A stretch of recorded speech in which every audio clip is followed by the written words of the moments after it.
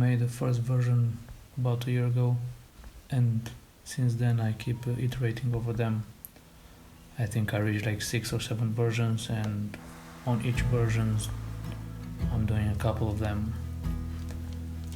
So I'm gonna start with the frame, and you can see that I already prepared the wood, and usually I buy it in this size, 1 meter long, and I'm trying to optimize as much as I can the use of all the materials. So even the size of this lamp, it's dictated by the length. The lamp that I'm gonna build is gonna be 19.5 centimeter height and 19 centimeter width and depth. I don't know how much that is in inches.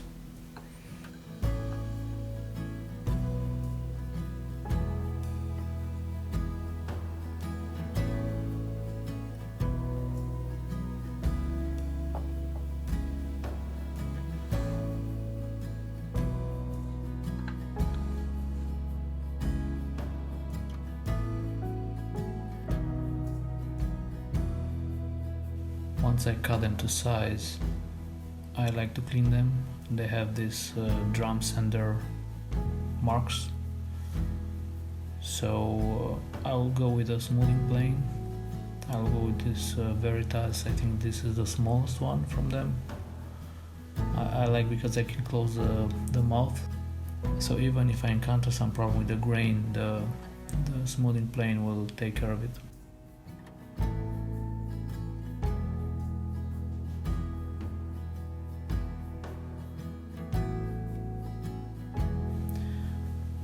Going three strokes on each side, and you can see once I clean it, the texture is so much more nicer and cleaner.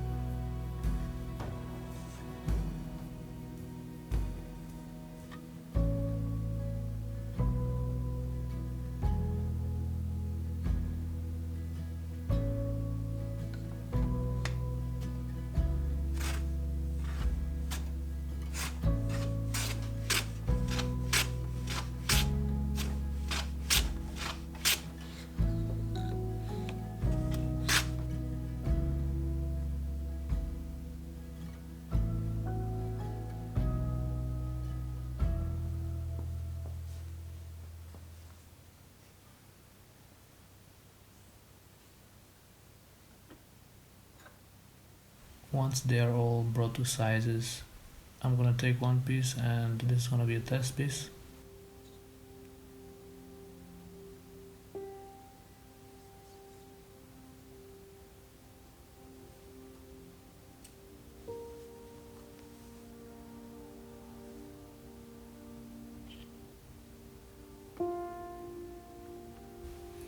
I'm gonna use my small record plow plane, and it needs a little bit of setting up.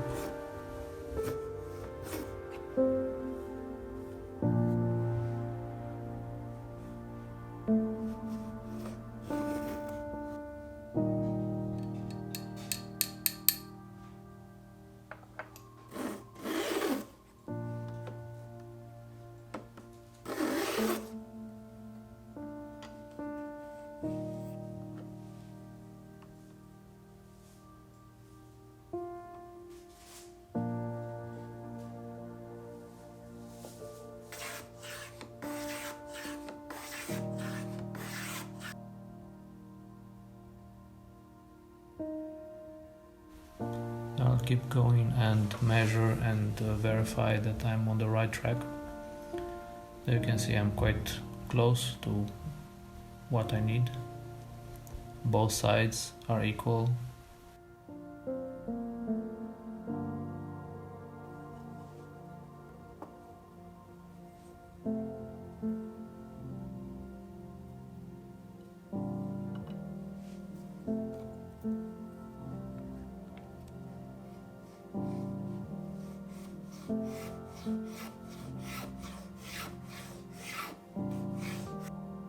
I'm doing this rabbit mostly for aesthetic reasons, so you can see in the final version the nice play between the width of the frame and the depth of the paper where it sits.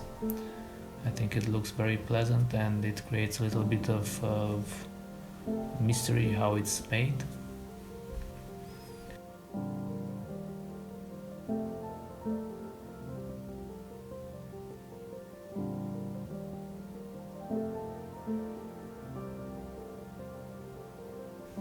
Once they are all prepared, I'm gonna mark the angles and I'm gonna do a rough cut at 45 degrees. I'm marking because in the past I screw a few of them. So now I'm just gonna take a rough cut and then I'm gonna finish the joint and the shooting plane.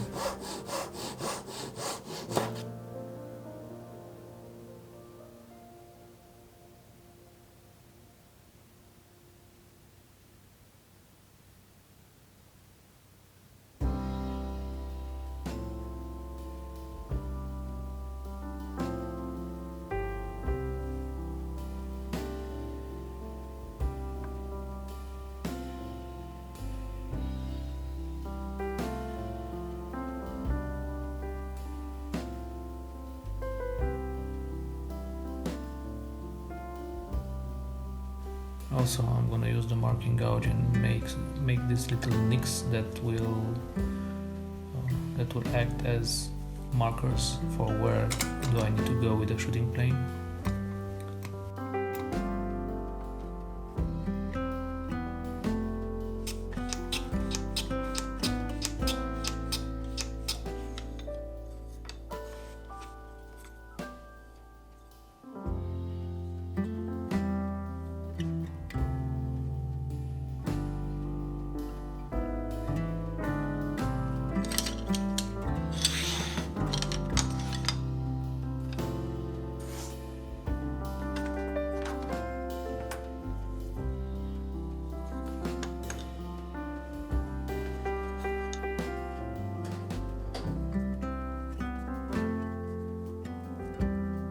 Once I'm done with the angles, I'm gonna take and pair two of them. This will be the sides with the rails.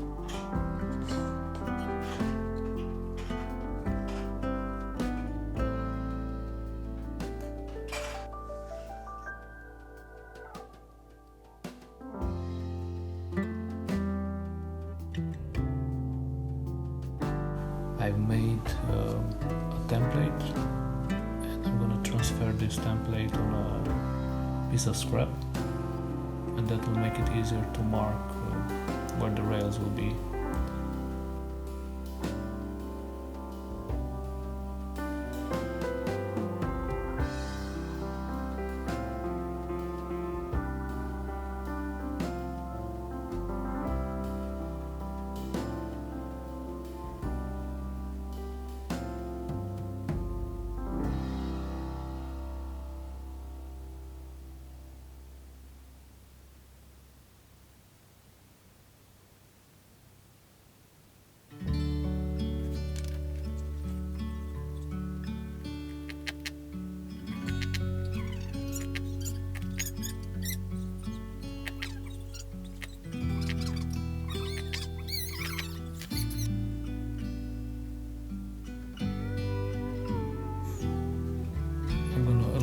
Template and start marking the slots for the rails.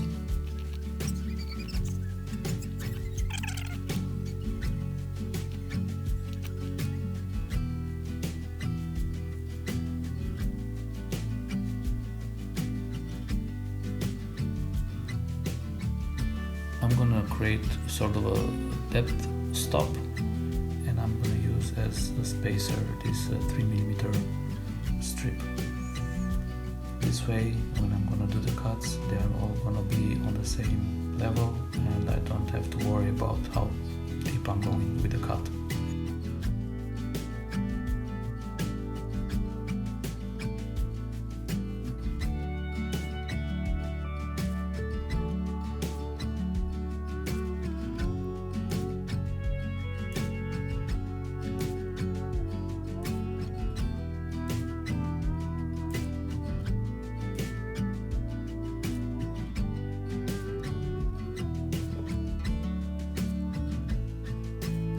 Take the same strip and use it on this marking gouge, so also 3mm, so now I have the same dimensions as I had on the saw. I'm gonna take a few passes with the marking gouge, and I'm using this Japanese marking gouge because it has a blade, and once I mark on the back side, I'm gonna come on the front and just cut it with the blade, and they're just gonna pop off, and you're gonna have a nice clean notch.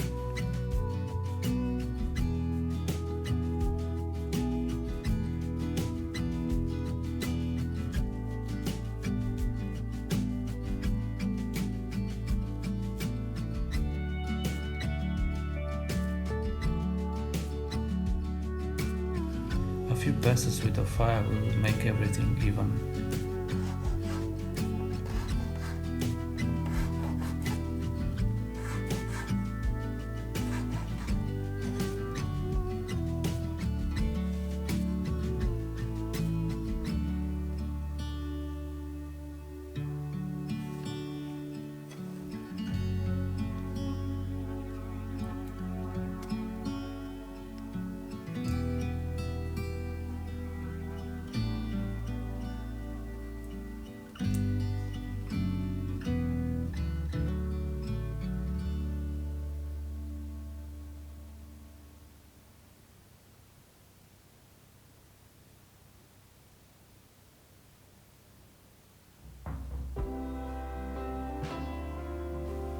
And I'm going through all this hassle with the notches is because, again, for aesthetic reasons, I think it looks much more nicer, and for practical reason, it makes the whole rails much stronger. Once I insert them, each one in their slot, there is gonna make them much more resistant. And like I said, for aesthetic reasons, just makes it look nicer.